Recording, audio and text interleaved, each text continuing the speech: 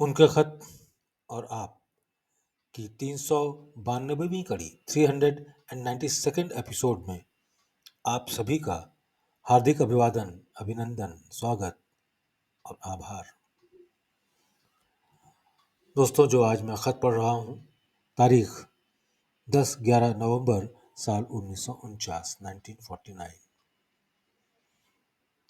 برادر من تسلیم، میری زندگی زندگی ہی نہیں رہی۔ اگر بقا کے دائرے میں ہوں تو زندہ جاوید۔ زندہ جاوید مینس ہمیشگی، شاشوت ہو جانا۔ میری زندگی زندگی ہی نہیں رہی۔ اگر بقا کے دائرے میں ہوں تو زندہ جاوید، اور اگر اس سے آگے تو اس کے لیے جو چاہے وہ لفظ آپ استعمال کر لیں۔ اگر ایسا ہے تو اس میں جب ٹھنکار پہنچتی ہے تو مجھے ہوش آ جاتا ہے۔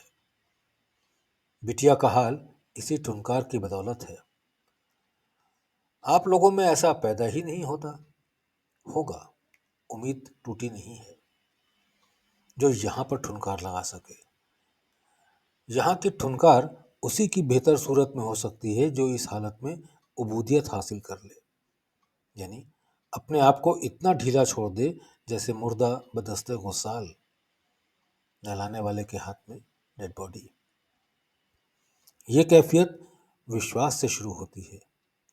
وشواس اس اعتقاد کی حالت ہے جس میں تعلیم کرنے والے کی ہر بات صحیح معلوم پڑے اور دل قبول کر لے۔ دس از فزیکل اپروچ، یعنی یہاں تک مادیت ہے۔ اس سے وہ چیز آ جاتی ہے جس پر آئندہ عمارت بنانا ہے۔ گویا یہ بنیادی پتھر ہے۔ ایک اعتقاد اس طریقے کا بھی ہوتا ہے کہ بھائی اب تو سمبند جوڑ لیا، لبریشن تو ہو ہی جائے گا، کرنے کی کیا ضرورت ہے۔ اس کو بھونڈا اعتقاد کہتے ہیں۔ اصل اعتقاد کے معنی یہ ہیں کہ ہم اس بنیاد پر پتھر جما دیں جس پر واقعی پتھر ہمارے سکھانے والے نے اپنی ترقی کے لیے رکھا تھا۔ یہ اعتقاد شاذ و نادر ہے، ریئر ہوتا ہے، اور اس قسم کے ششیہ خال خال یعنی کم ہیں۔ گویا یہ بھی برے نہیں، نہ ہونے سے جو کچھ ہو جائے اچھا ہے، مگر بہترین وہی بات ہے جو میں نے ابھی لکھی۔ اس کے لیے لطافت کی ضرورت ہے۔ لطافت مینس سینسٹیویٹی، سنویدنشیلتا۔ اس کے لیے لطافت کی ضرورت ہے اور اس کا نتیجہ جلدی ہی ظہور میں آتا ہے، سامنے آتا ہے۔ جب ہم ایسے اعتقاد پر بنیادی پتھر رکھتے ہیں تو ہم سے خود وہی کام ہونے لگتے ہیں جس کی حیثیت اور انداز سکھانے والے میں ہے۔ اس کی دھن RSS میں نہیں ہوتی، اگر ہے تو واقعی اس نے وہ بنیادی پتھر جس پر سکھانے والے نے اپنی عمارت بنائی ہے اپنے میں نہیں رکھا۔ نہ اس کو کوئی اور دھن سوائے ایشور پراپتی کے ہو سکتی ہے۔ ایسے لوگ کامیاب ہیں، ریئر ہیں۔ یہاں تو یہ حال ہے کہ کسی کو گھر گرہستی کی محتاجگی ہے، کوئی فکر خانہ داری میں سرشار، کوئی روپیہ جوڑنے میں بدمست، غرض کی طرح طرح کی فکریں ان کو چین نہیں لینے دیتی۔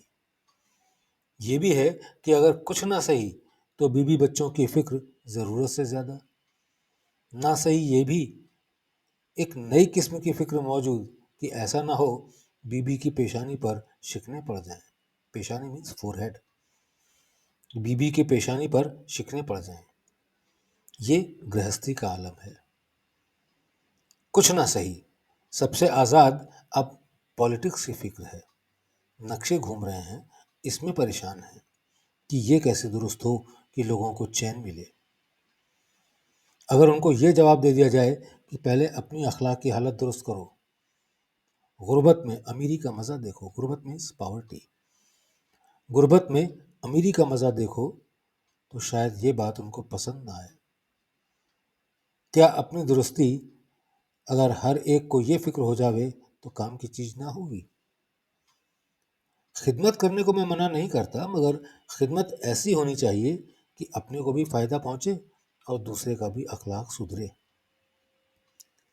اخلاقی کمی پوری ہو جانا گویا طبیعت میں بیلنس پیدا کر لیتا ہے، اور یہ بغیر ایشور کی کرپا کے نہیں ہوتی، اور ایشور کی کرپا تبھی ہوتی ہے جب آپ اس کے اہل بنتے ہیں، یوگی بنتے ہیں۔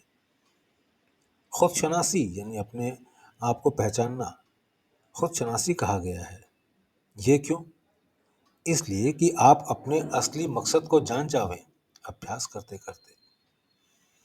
گاندھی جی کی لوگ مثال دیں گے کہ انہوں نے اپنے لیے کچھ نہیں رکھا، مفاد عامہ یعنی جن ہت مد نظر تھا، مگر انہوں نے اس فیلڈ میں کتنے دنوں تک کام کیا اور کتنے دنوں بعد کامیابی دیکھی۔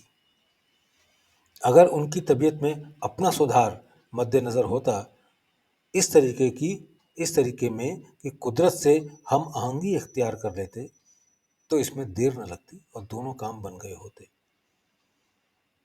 جو چیز ایشور نے ہمیں دی ہے اسی کو لے کر چلنا پڑتا ہے، اور پھر اسی میں فنا کر دینا پڑتا ہے۔ یہ جملہ یعنی یہ سینٹنس تشریح طلب ہے، ایکسپلینیشن چاہتا ہے۔ انانیت اور خودی، انانیت کہتے ہیں اہنکار، ایگو۔ انانیت اور خودی خود شناسی کرا دیتی ہے۔ اس کے پھراؤ یا گھماؤ میں وہ اصلی طاقت چھپی ہوئی ہے، اور یہ وہ بنیادی پتھر ہے جس پر ہم کو قدم رکھنا ہے۔ کسی کو گرو ماننے کا مقصد یہ نہیں ہے کہ اپنے آپ کو پھیر کر اس پر قدم رکھ دے۔ بکھرے پن کا نام روحانیت نہیں ہے، اس میں ہوتے ہوئے اس سے آزاد، یہ اصل چیز ہے۔ جب ایک دھن سوار ہو جاتی ہے تو دوسری دھن کا آنا مشکل ہو جاتا ہے، اور یہ نقص عام ہے، اس لیے لوگوں کی ترقی نہیں ہوتی۔ جس کا جو ہو رہا وہ بھی اس کا ہو گیا، یہ یونیورسل ٹروتھ ہے، اس میں ایکسیپشن نہیں۔ اگر آپ نگاہ غور سے دیکھیں، اگر شخصیت نگاہ میں ہو تو ایسا کون سا شخص ہے جس نے غلام کو ٹھکرا دیا ہو، اور خاص کر وہ غلام جو قید و بند سے آزاد ہو۔ سیوا کرنا جس کا دھرم ہو اور سیوکائی کا خیال نہ ہو، پوجا کرنا اس کا دھرم ہو اور پوجا کا خیال نہ ہو، براہمن، ویشیہ، کھتری، شودر میں سے ہو مگر اس کے ہونے کا خیال نہ ہو، مذہب اور سنستھا سے تعلق رکھتا ہو مگر اس میں ہونے کا خیال نہ ہو۔ کیا یہ مثال کہیں ملے گی؟ ضرور ملے گی، دنیا خالی نہیں ہے۔ کچھ اور کہوں، ذرا طبیعت کو اپنے خود جانچو تو مثال قریب تر ملے گی۔ کیا کستوری کی مثال نقل کرنے لائق نہیں ہے؟ اگر آپ میں یا کسی میں میرے نقل کرنے کی مجال یا ہمت پیدا نہیں ہوئی، کیا ان باتوں سے بہت کچھ ہلکا آپ نہ پاویں گے؟ یہ ضرور ہے کہ کسی وقت کچھ چنہ دبے ہوئے اس میں مل جاویں، مگر ان کو ہلکا ہی کہنا پڑے گا۔ کیا اس کی نسبت مانے سمبند، کیا اس کی نسبت جو کچھ تھوڑی بہت ہے آپ لوگوں کے لیے قابل مثال نہیں؟ کیا اس کا دور جو کچھ کی چل رہا ہے شامل ہونے لائق نہیں؟ کیا اس کی عبودیت یا سبمسیونیس کنڈیشن اور سرنڈر اس لائق نہیں کہ اس کی نقل کی جاوے؟ اگر اس کی نقل ہمارے گرو مہاراج کی طرح جو انہوں نے اپنے گرو مہاراج کے ساتھ کی تھی نہیں کر سکتے، جب اس کا یہ عالم ہے تو کیا وجہ ہے کہ رحمت الہی معجزن نہ ہو؟ رحمت اسی کو کہتے ہیں جہاں بنا پیمانے کو جانچے ہوئے ایک دم سے گر جائے۔ حضرت موسیٰ پر جب تجلی نازل ہوئی یا نور پرکٹ ہوا تو پاتر کا خیال نہ تھا، ان کا ظرف، ان کا پاتر تجلی نازل ہوتے ہی بول گیا، اور وہ غش کی حالت میں بے ہوش پڑے تھے، اور کوہ طور جل کر کالا پڑ گیا تھا۔ یہ عبارت میں نے اس لیے لکھی کہ آپ سب لوگ اب بھی ہوش میں آ جائیں۔ اس کی تعریف کرنا مقصد نہیں ہے، آپ لوگوں کو ابھارنا ہے۔ جب تک انسان کوہ طور نہیں بنتا، جذبات کے جھلسنے کی طاقت نہیں پیدا ہوتی۔ تجلی یعنی روشنی، نور، تجلی وہی نازل ہوگی جس میں جذبات کے جھلسنے کا ابھار پیدا ہو گیا ہو، یعنی جس کی کیفیت ایسی بن گئی ہو کہ تجلی کو مدعو کر سکے، آمنترت کر سکے۔